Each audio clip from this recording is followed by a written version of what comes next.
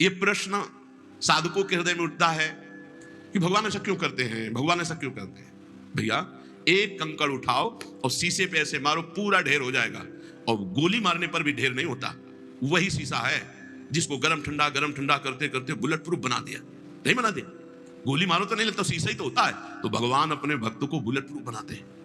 ये काम क्रोध लोभ मोह मद मत्सर कुछ ना बिगाड़ पावे। अरे बोले भगवान का दास है, देखो ना कितनी निंदा, कितना अपमान, कितनी प्रतिकूल, लेकिन विचलित नहीं हुआ। ये अपने मार्ग में दृढ़ रहा, तभी तो हम उनके चरित्र पढ़ते हैं, जय जयकार उनकी करते हैं। ये भगवान बनाते हैं। अभी हम बहुत कमजोर शीशे की तरह हमारा दिल है। चुप रहो, समर्पित हो गए हो, अब अनुकूलता प्रतिकूलता, विपत्ति तिरस्कार मान सम्मान सब देते रहेंगे। कभी ठंडा कभी गर्म, कभी ठंडा कभी, इतना मजबूत कर दिया कि आप द्वंद्व विमुक्ता सुख दुख संगई, न किसी भी द्वंद्व का कोई प्रभाव नहीं। द्वंद्व विमुक्ता, निर्द्वंद स्थिति, कोई प्रभाव नहीं, दुख सुख का मान अपमान का लाभान। अभी देखो क्या स्थिति है। हमारे भगवान कृपा न करे तो द्वंद्व विमुक्ता कैसे बनोगे, कैसे उस महाआनंद को सहोगे जब थोड़ा सा अपमान नहीं सह सकते, थोड़ी गाली नहीं सह सकते। कौन क्रोध निर्दय हो, कौन ऐसा है जो काम से क्रोध से जिसका हृदय जला ना हो। वही जहां नाम जब चल रहा है, जो भगवान के आश्रित है। एक बार नहा के आ रहे हो, थूक दे तो कैसा लगेगा। चलो एक बार सह लेंगे, 2 बार, 100 बार एक नाथ जी के ऊपर थूका, गोदावरी स्नान कर बार बार थूक रहे हैं ऊपर से। एक बार देखा भी नहीं, 100 बार नहा के आए, एक बार भी क्रोध नहीं आया। वो उतर के आया, साष्टांग प्रणाम किया, क्षमा करो मुझसे गलती हुई। नहीं भैया बड़ी कृपा हुई आपसे, गलती कहां हुई। एक दिन स्नान एक बार करने आता हूं, आपने एक दिन में 100 बार स्नान करवाया, ये आपकी कृपा से हुआ। ये भक्त हृदय जो भगवान से चित्त जुड़ा है, वो वहां लाभ देख रहा है, कृपा देख रहा है। वहां दोष दर्शन नहीं करा कि मैं स्नान करके आ रहा हूं, ये ऊपर से खड़ा बालकनी से बार बार थूक रहा है हमारे ऊपर। ये विचार आ जाए कि मेरे भगवान मेरे पर कितनी कृपा कर रहे हैं कि हर बार मुझे एक रोज में एक बार गंगा, यहां एक रोज में 100 बार गंगा स्नान। ये विचार बहुत बड़ी सिद्धि है, विचार ही बहुत बड़ी उपलब्धि है। विचार ही हमारे जीवन को उज्जवल बनाते हैं, विचार ही नीच गिरा देते हैं, विचार ही जीवन मृत्यु तुल्य कर देते हैं। भजन से क्या मिलता है, उत्तम विचार। उत्तम विचार 1 सेकंड में हर विकार को मिटाकर भगवत स्वरूप में स्थित। कामवश के ही नहीं कीनो, कौन ऐसा है जिसको काम ने अधीन न कर लिया। और जिसने अपने अहंकार को भगवान के चरणों में समर्पित कर दिया, उसको काम अधीन नहीं कर सकता। थोड़ा भी अहंकार है तो काम वहां बैठा हुआ है, क्योंकि अहंकार में ही कामना है। स्वरूप में कभी कामना जागृत हो ही नहीं सकती। जो हमारा स्वरूप है उसमें कभी कोई अभाव नहीं, उसमें कोई कामना नहीं। शरीर में अभाव ही अभाव है। जब तक हम अपने को स्त्री पुरुष मानेंगे तब तक कामनाओं का ये सिलसिला चलता रहेगा, इसे हम नहीं रोक पाएंगे। जब स्वरूप बोध होगा तभी कामनाएं रुकेंगी, या जब अहम भगवान के चरणों में समर्पित होगा तो रुकेंगी। तो काम का प्रभाव कहां होता है, जहां अहम समर्पित नहीं हुआ, जहां निरंतर नाम जप नहीं होता। ठाकुर हरिदास जी के पास वैश्या गई 3 दिन बराबर श्रृंगार करके, लेकिन ना नाम जप में रुकना है और ना दासत्व में कोई कमी है। तो 3 दिन में वो खुद दासी बन गई, हरिनाम जपने लगी और गई थी हरिदास जी को भ्रष्ट करने, और वो स्वयं भ्रष्ट आचरणों से मुक्त होकर भगवत स्वरूप मार्ग का अनुसरण कर। ये है प्रताप, जो भगवान में अहंकार समर्पित करके नाम जप कर। को न लोभ दृढ़ फंद बांध त्रासन कर दीन हो। किसके इतना विवेक बल जागृत हो जाता है कि लोभ ना बांध पावे, वही जिसको नाम का लोभ है। लोभ फांसी में उसी का गला नहीं बंधता जिसके गले में गोविंद का नाम चलता रहता है, पक्का समझ लो। लोभ पास जय गल न बंधाया, सोनर तुम समान रघुरा। ये लोभ उसी की फांसी की तरह गले को बांध लेते जहां नाम जप नहीं चलता। लोभ में लोग क्या क्या पापाचरण कर रहे हैं, खुला जान रहे हैं कि ये दीन है, ये गरीब है, ये निर्दोष है। रुपया मिल रहा है, पद बढ़ रहा है, हमारा लाभ हो रहा है, उसका नाश हो रहा है। तो तुम्हारा लाभ कैसे हो जाएगा, तुम्हारा नाश तो हो ही जाएगा। अपने सुख के लिए लोभ से युक्त होकर के दूसरों को दुख देने वाला त्रिभुवन में कोई हो, कभी भी कहीं भी वो सुख का अनुभव नहीं कर सकता, पक्का समझ लो। चाहे वो शास्त्राबाहु अर्जुन जैसा महाबली क्यों ना हो, जिसे भगवान दत्तात्रेय जी का आशीर्वाद प्राप्त था, सिद्धियां चरणों में लौटती थी, काट के फेंक दिया भगवान ने ही अवतार लेकर परशुराम रूप में। जो दूसरों को दुख देता है, अपने लोभ के लिए दूसरों को कष्ट देता है, दंड देता है, वो कहीं भी बैठा हो, ऐसा बुरा नाश होगा उसका कि कहीं संभलने का कोई भी चांस नहीं मिलेगा। जिसके गले में नाम चल रहा है, गोविंद गोविंद राधा राधा राधा राम हरि कृष्ण, जो भी, उसको लोभ पास जय गल न बंधा। ये लोभ रूपी फांसी उसके गले में नहीं पड़ेगी। विचार बता रहे भजन से क्या होता है, इस भजन सारथी सुजाना। बुद्धि रूपी सारथी बड़ा सुजान हो जाता है, सतमार्ग रूपी पथ पे इंद्रिय रूपी घोड़ों को ले जाता है, मन रूपी लगाम खींच करके। यहां बुद्धि भ्रष्ट है क्योंकि नाम जप नहीं हो रहा, भगवत आश्रय नहीं।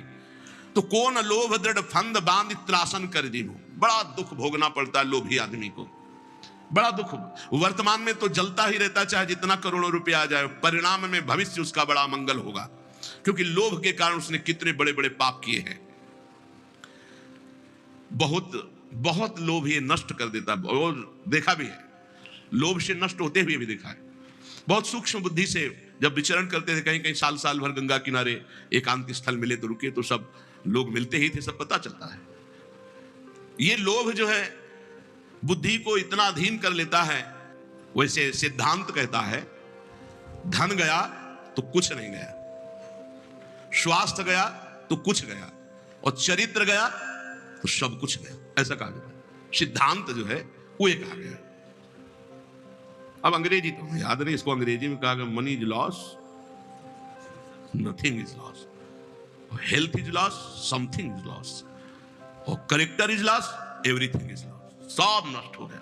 अगर चरित्र चला गया तो सब चला गया। आज क्या है, कौन हृदय नहीं लाग कठिन अति नारी नयन सर। आगे कह रहे, कौन ऐसा हृदय में जिसको नारी के नेत्र रूपी बाण ने घायल न कर दिया।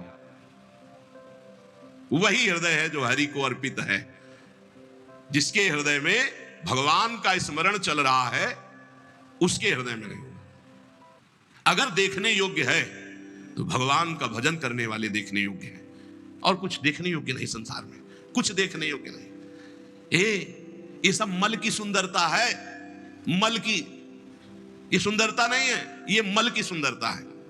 एक काम करने राजमहल में जाती थी, तो राजमहल में काम करने वाली साधारण घर में काम करने वाली थोड़ी होती है, उसका एक पदवी होती है, वो रानी की दासी पूरा। और उसका जो लड़का था, एक दिन वो महल तक गया किसी कार्य के लिए, ऊपर राजकुमारी थी, राजकुमारी को देखा तो एकदम हृदय में व्याकुलता, इतना सुंदर रूप है तो मुझे कहां मिल सकता, मैं तो काम करने वाली इस महल में जो मेरी माँ है, मैं उनका पुत्र हूं, तो भला मुझे कैसे मिल सकती है। अब इतना उसको राग तत्काल हो गया कि उसने निश्चय कर लिया, अगर राजकुमारी नहीं मिलेंगी तो प्राण छोड़ दूंगा। घर आया, खाना पीना छोड़ दिया। एक दो दिन माँ ने पूछा क्या बात है, उसने कहा स्वास्थ्य ठीक नहीं। 2-4 दिन हो गए, पूछा क्या बात है, स्वास्थ्य ठीक नहीं। तो राजा से प्रार्थना की, राजवैद्य आया, उसने नाड़ी पकड़ के देखा, बोले कोई शरीर में दोष नहीं, कोई रोग नहीं इसमें, इसका मानसिक कोई रोग हो तो हम नहीं कह सकते, शरीर में कोई रोग नहीं। तब एक दिन कहा, बेटा तुम मेरा अकेला बेटा है, बताना। बोली माँ तुम्हारी सामर्थ्य के बाहर की बात है, जो मेरे मन में बात बैठ गई वो मृत्यु ही होगी और दूसरा कोई उपाय नहीं। बोले एक बार तो बता के देख, अगर कोई उपाय हो तो मैं कर सकती हूँ। बोले क्या कर सकती हूँ, जिस घर में काम करती हूँ महाराज की राजकुमारी को मैंने देखा, मेरा चित्त आ गया, मैं जी नहीं सकता उसके बिना, क्या आप ब्याह करा सकती हूँ। अब ये बोलने की भी सामर्थ्य नहीं, तुरंत मृत्यु दंड दे दिया जाएगा। एक काम करने वाली राजा की पुत्री से ब्याह की बात अपने पुत्र के लिए कर सके, इतनी हिम्मत की बात कहा। सीधे राजकुमारी के पास गए, चरण पकड़ के बैठी, बोली आप बेटी जानती हो, जीवन हो गया तुम्हारे घर में पोछा लगाते, मैं कुछ मांग नहीं रही हूं, तुमसे उपाय पूछ रहे हूं। तुम्हारी सुंदरता को देखकर हमारे पुत्र के हृदय में ऐसी बात आ गई, ये मैं जानती हूं कभी संभव नहीं हो सकता, तुम्हारे योग्य भी नहीं हो, मैं चाहूंगी भी नहीं कि ऐसा तुम करो। कहां तुम राजकुमारी, कहां मैं काम करने वाली तुम्हारे घर में, कोई उपाय है? उनका बहुत पक्का उपाय है, वो सत्संगी थी। उसने कहा 4 दिन बाद लिवा लाना, हमसे बात कराना, 4 दिन का समय दो। और वैद्य से ऐसे जमाल गोटा टाइप लिए जो खूब 10 सोच 4, और सोने के कलशों, राजकुमारी थी, भरवा दिया। अब 4 दिन सोच बराबर, तो चेहरा पीला, और कहा कोई यहाँ सेवा नहीं करेगा, दुर्गंध मक्खियां सब वैसे। अब वो चेहरे की कांति जो चमक रही थी, बुलाया, तो वहीं जो कमरा वहीं से ऐसे करने लगा। बोले नहीं ये इसी में राजकुमारी है, और घड़े खुले एकदम रखे, मल दुर्गंध है। उसने कहा कैसे में राजकुमारी रहती है। अंदर गए तो उठाया उसको, 4 दिन से बराबर सोच हो रही थी, चेहरा एकदम पीला, एकदम ऐसा। तो उनका वो राजकुमारी कौन है जिनको छत में देखा? बोले हम ही को देखा। बोले वो सुंदरता कहाँ? बोले घड़े में भरी है, ये घड़े में वही सुंदरता भरी है। फिर अच्छी, हमें ब्याह नहीं करना। कहा तुम्हारा लड़का बच गया। हृदय में ये जो सांसारिक आकर्षण है, वो आप ये समझ लो मल का आकर्षण है। निर्मल आकर्षण तो भगवान के भजन का या श्री भगवान का आकर्षण होता है। निर्मलता ये मलिन है, ये मल है। अगर आपको भजन मार्ग में चलना है तो इसीलिए है कि सहसा किसी के मुख की तरफ मत देखो, नीचे देख। भगवान की मुस्कुराहट से ही माया का प्रादुर्भाव हुआ है। इंद्रियां बहुत बलवान, बलवान इंद्रिय गामो विद्वानम अपि कर्षति। भगवान व्यासदेव जी ने इस श्लोक के ऊपर अर्धाली में लिखा कि अकेले में माता के पास, बहन के पास, बेटी के पास भी एकांत में बहुत देर नहीं रहना चाहिए। तो जैमिनी जी खड़े हो गए, उन्होंने कहा प्रभु ये बात तो समझ में नहीं आई कि विद्वान है, शास्त्र ज्ञानी है, फिर भी वो अपनी माता बहन के पास बहुत देर एकांत न रहने तो बलवान इंद्रिय ग्रामो विद्वान में पिकस, विद्वान को कैसे खींच सकती है?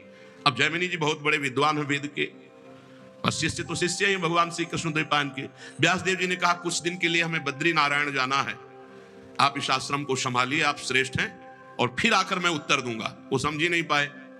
शाम के गंगा स्नान करके सब संध्या वंदन करके लौट रहे थे, हल्की सी बदरिया छाई, रिमझिम पानी होने लगा, और नौ किशोर अवस्था और पैरों में नूपुर बंधे हुए छम छम करते हुए सामने आ गए।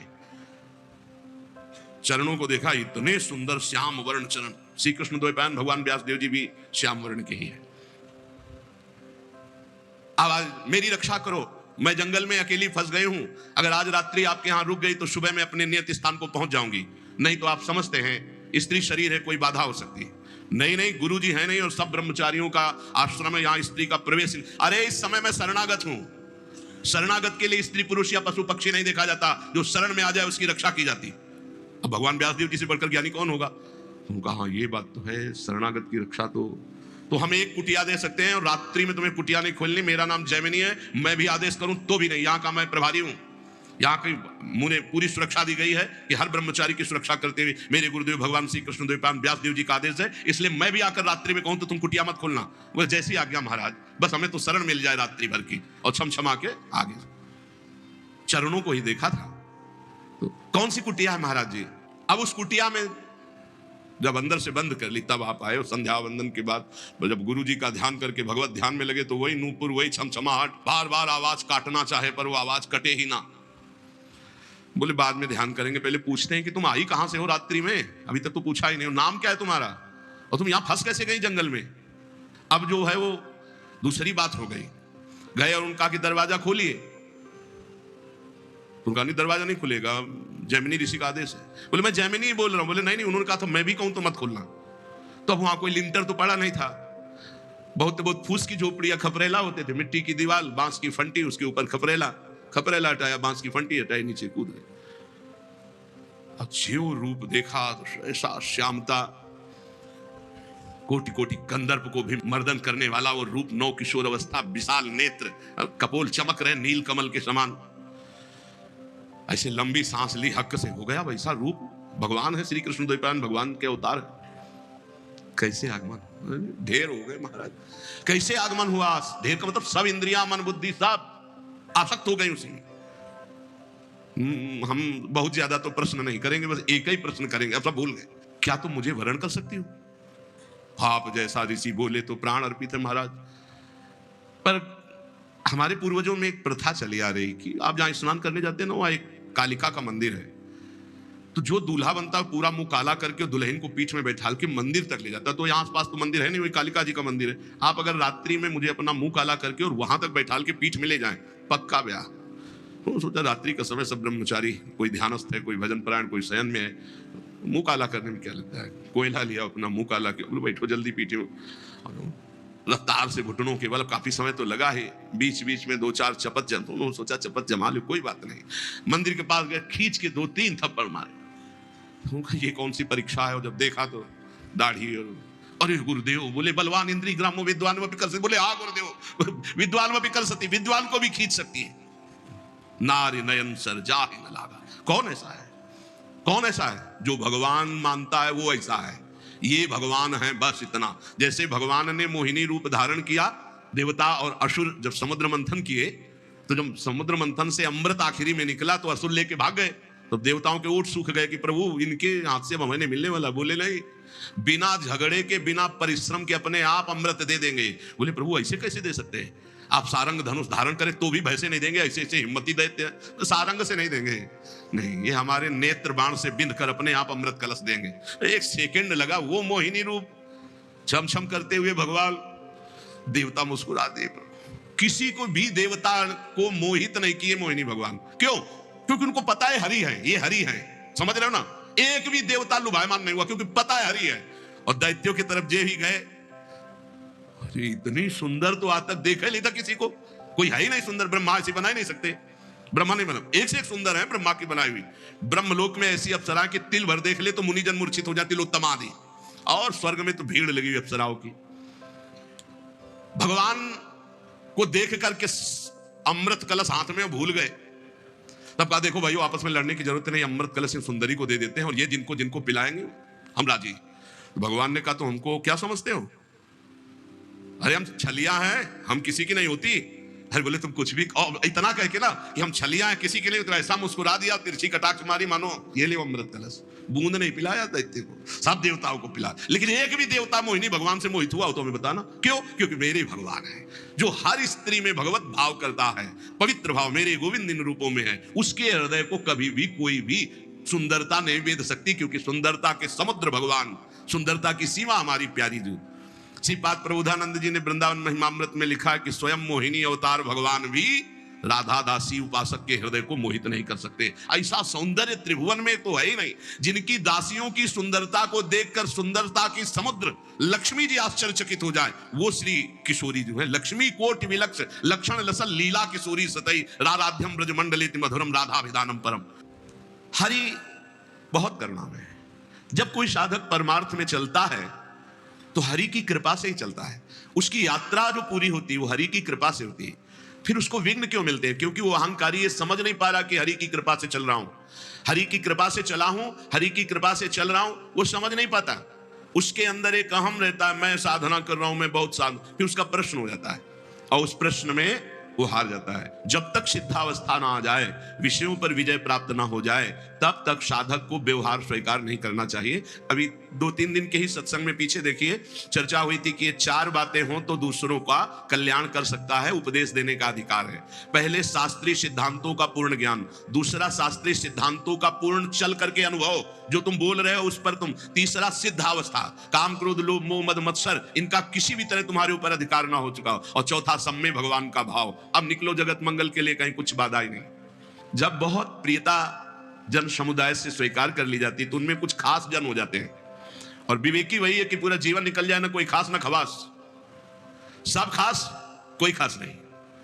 हमारी केवल एक वृत्ति भगवदाकार, हमारे प्रभु, दूसरा कोई, ये पर्सनल है, वहीं से पतन शुरू हो जाता है। श्री ठाकुर जी के सिवा, लाडली जी के सिवा हमारा कोई नहीं, मेरे तो गिरधर गोपाल दूसरों न कोई, और पूरे संसार से व्यवहार करे कहीं नहीं फंसेगा, और जहां दूसरों कोई मेरा खास वही मार देगा, वही गिरा देगा।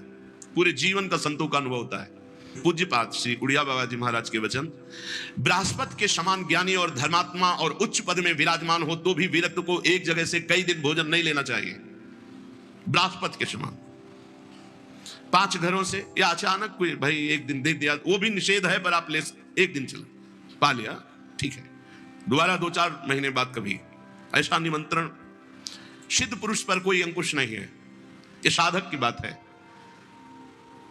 क्योंकि पूज्य स्वामी श्री ओंकारानंद सरस्वती जी महाराज जब वयोवृद्ध हो गए तो एक गृहस्थ अपने घर ले गए, पिता की तरह उनका दुलार आजीवन, जो भी 2-4-6 वर्ष शरीर रहा, जो परिपक्व महाअवस्था को प्राप्त है, कोई सेवा करे कोई कुछ करे, उनमें कोई 95 वर्ष की अवस्था और ब्रह्माकार वृत्ति, तो धन्य है वो गृहस्थ जो उनकी से गंगा किनारे रहते थे, आखिरी में उठा लिया। कह रहे विना स्वात्मा रामेश्वरम हरिम मुग्धस त्रिभुवने, चैलेंज है त्रिभुवने, त्रिभुवन में कोई ऐसा नहीं जिसको ये माया विघ्न ना डाल दे। एकमात्र भगवान श्री हरि की शरण में, भगवान के चरणारविंद का आश्रय लेकर नाम जप कर, विना स्वात्मा रामेश्वर हरि मुग्धस त्रिभुवने, युवत्या भावई को वत् सुरवरो वा मुनिवरा, चाहे देव श्रेष्ठ हो या मुनि श्रेष्ठ हो, मुनिवरा युवत्या भावई, भगवान की मोहिनी माया जब मोहित करने के ठान ले तो चाहे सुरवरो देवताओं में श्रेष्ठ हो या मुनिवरो मुनियों में श्रेष्ठ हो, वो मोहित कर लेगी ही। बचाना है तो हरि ही बचा पाएंगे, दूसरा कोई नहीं बचा सकता। स्थितस् तस्मात् तस्यास् चकित चकितो दूरत रतः। बड़ा आश्चर्य का विषय है कि जब पता है कि ये हमारे मार्ग में विघ्न है, हमें भगवान से विमुख, फिर चकित चकित, आश्चर्य है आश्चर्य है आश्चर्य, जानता हुआ भी वो विघ्न को ही अमृत स्वीकार कर रहा है। जाए सो सुभट समर्थ पाइरन रारिना मंडई, जाए सो जति कहाय विषय वासना न छंडई, जाए धनिक बिनु दान जाए निर्धन बिनु धर्महि, जाए सो पंडित पढ़ि पुराण जो रत्न सके सुकर्महि, शुद्ध जाए मातु पितु भक्ति बिनु तिय सो जाय जय पति नहित, सब जाय दास तुलसी कहे जो न राम पद नेहु नित। सब जाय दास तुलसी कहे जो न राम पद नेहु नित। समर्थ वीर कौन है? जब वीर से, योद्धा से अवसर पड़े और फिर वहां बात नहीं, अपनी वीरता दिखावे, उसे वीर कहते हैं। वही बात करे कि जाय सो जति कहाय विषय वासना न छंडे। प्रवचन बहुत बढ़िया दे लेते हूं, बहुत बढ़िया ज्ञान है, लेकिन जब काम क्रोध लोभ मोह मद सूरवीर ने ताल ठोकी तो मुंह भरा गिर गए। तो काहे के तुम योद्धा, काहे के जति, काहे के बैरागी, काहे के तुम साधक हो, काहे के साधु। सन्यासी विरक्त वैष्णव भगवत मार्ग का पथिक कहला करके वासना पर विजय नहीं प्राप्त की, काम क्रोध पर विजय नहीं प्राप्त की, तो तुम्हारा व्यर्थ है वैराग्य धारण करना। जैसे सूरवीर बड़ी बड़ी डींगे हाँकता नहीं है, वो वीरता करके दिखाता है, और कायर घर में बैठ के डींग हाँकता है, जब वीरता की बात आती है तो भाग पड़ता है। तो वैराग्य की केवल बात कर लेना, प्रवचन कर लेना या प्रवचन सुन लेना, ये कोई विरक्तता नहीं है। विरक्तता है जब काम क्रोध का आक्रमण हो, उस समय शांत भाव से। इसी दिन के लिए तो ये पढ़ा था, इसी दिन के लिए तो सुना था, इसी दिन के लिए तो हम सत्संग एकत्रित किए हैं कि हमको कौन सा बाण क्या मार करके कौन से विषय विकार को नष्ट करना है। क्रोध आया, शांत। मेरे भजन को छीन करने के लिए सामने माया रचना रच रही है। नहीं, ऐसा नहीं। तो फिर मेरे भगवान मेरे सामने है, दूसरा कोई नहीं, मुझे सहन नहीं करना। कितने बाण सामने हैं, बार बार वो विचार के द्वारा उसको शांत कर देता है। एक सूत्र नहीं, दूसरा सूत्र, दूसरा सूत्र नहीं, तीसरा सूत्र। मेरा प्रारब्ध क्षय हो रहा है। कई बातें एक साथ विचार में लाकर क्रोध को शांत कर लिया, काम को शांत कर। इसीलिए तो ज्ञान है। ज्ञान दूसरों को सुनाने के लिए नहीं। गोस्वामी जी कह रहे हैं वो विरक्त, वो भगवत मार्ग का पथिक, वो वैष्णव, वो भगत, भगत नहीं, जो ज्ञान दूसरों को बघारता है। जब अवसर आया अपने पर विजय प्राप्त करने के लिए तो फैल गिरा। किस बात का सूरवीर, किस बात का वो योद्धा?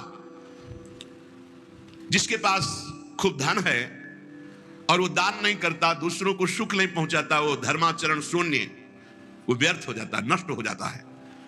जो बहुत शास्त्रों का ज्ञान प्राप्त किए, बहुत पंडित है, पुराण पढ़े हुए हैं, लेकिन वो धर्म के विरुद्ध आचरण करता है, नष्ट हो जाता है। जो माता पिता वयोवृद्ध हो गए, अब कुछ करने लायक नहीं रह गए, उनकी समर्थ पुत्र सेवा नहीं करता, वो नष्ट हो जाता है। जो अपने पति को भगवान का साक्षात स्वरूप मान करके आराधना नहीं करती, वो पत्नी नष्ट हो जाती है। जो अपनी पत्नी पर अर्धांग की भावना न करके इधर उधर वृत्ति ले जाता है, वो पति नष्ट हो जाता है। गोस्वामी जी कहते हैं जो उसने भगवान का भजन नहीं किया, वो कोई भी उस सब प्रकार से नष्ट हो जाएगा। सब प्रकार से अंततो गत्वा वो नष्ट ही हो जाएगा। को न क्रोध निर्दयो काम बस के ही नहीं कीन्हो, को न लोभ दृढ़ फंद बांध त्रासन करि दीन्हो। कौन हृदय नहीं लाग कठिन अति नारी नयन सर, लोचन जुत नहीं अंध भयो श्री पाई कौन नर। सुरनाग लोक महिमंडल हूं को जो मोह कीन हो जय न, कह तुलसीदास सो उबरे जहि राख राम राजीव नयन। कमल नेत्र भगवान श्री कृष्ण, श्री हरि, श्री राम, जिसको रख लिए वही बच पाया। कौन क्रोध निर्दय हो, किसको क्रोध नहीं जला देगा? एक छोड़कर, जिसको भगवान का दृढ़ भरोसा और भजन में दृढ़ स्थिति है, क्रोध खाली कर देता है। बहुत भजन का आनंद उमग रहा हो, किसी पे क्रोध कर लो, फिर देखो आप कितने घंटे खाली रहते हो। भजन करने पर भी शुष्कता, कोई आनंद नहीं, कोई सुख नहीं मिलेगा। क्रोध तत्काल तप भजन के जो फल है उनको छीण कर देता है। क्रोध बहुत हानिकारक है, क्रोध नहीं करना चाहिए। क्रोध आता क्यों है? द्वेष पर। द्वेष होता क्यों है? राग से। किसी वस्तु व्यक्ति स्थान में जब राग होता है और वो हमें प्रतिकूलता देता है, तो हम अंदर हमारे द्वेषात्मक क्रोध आ जाता है। क्रोध की उत्पत्ति राग से होती है। राग रजोगुण से होता है। रजोगुण में ही काम वास करता है। कामा संजायते क्रोधा, कामना की आपूर्ति में क्रोध का। तो कामना रजोगुण से राग, और राग से ही द्वेष का प्रादुर्भाव होता है। जब हम जिस पर राग करते हैं उससे प्रतिकूल व्यवहार हुआ, कामना हमारी पूर्ति नहीं होती, तो हमें क्रोध आ जाता है। इसमें हमारी त्रुटि है कई तरह से। जैसे हम चाहते हैं कि हमें गाली न दे, पर वो गाली दे, हम क्यों चाहें कि हमें गाली न दे? नहीं, हमारी प्रभु की इच्छा है कि ये गाली दे, तो अब मौज से गाली दे। तुम दो, हम सुनेंगे, हम सुनेंगे, क्योंकि मेरा कोई प्रारब्ध है, या मेरे प्रभु ही मेरे हृदय को मजबूत कर रहे हैं। कई बार